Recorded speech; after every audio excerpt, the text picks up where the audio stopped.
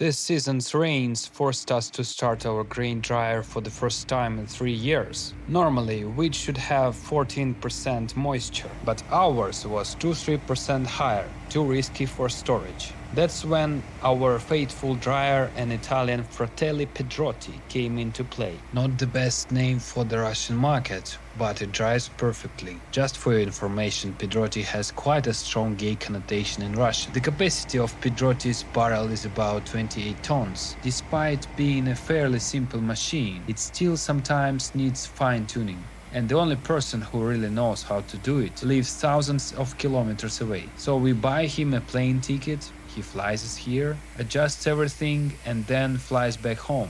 A pretty good business model, if you ask me. A seam on the dryer barrel split, and we fixed it with just a piece of cloth. Originally, our dryer was powered by the diesel engine of an MTZ-82 tractor, but my father, who is known for his inventiveness, decided to connect a gas pipe directly to the tractor's air filter. Everyone got scared and ran away from the machine, expecting an explosion, but nothing happened. Instead, the tractor suddenly gained about 15-20% more power, turning from a regular diesel into a gas-diesel hybrid.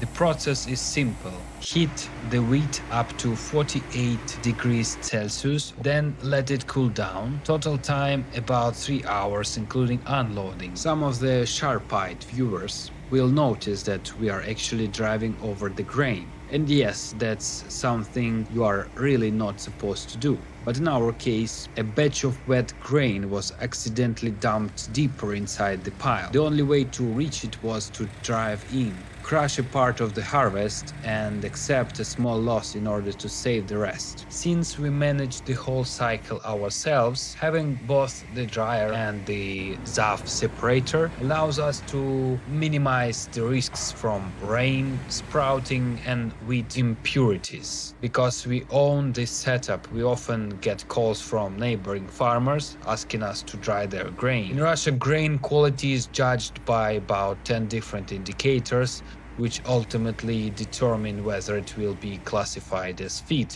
or food grade. When drying is done, this brutal ZIL truck transports the grain back to storage, where it patiently waits for its buyer. We also try to keep our storage clean. For that, we use not only simple hand tools, but also a leaf blower. We just bought a new one today and gave it a try. And that's pretty much the whole process. Farming life may look simple, but behind it there is always a lot of work, challenges, and funny stories. So if you enjoyed this video, don't forget to subscribe. It really matters to us. We are building something cool here, and we are making it for you.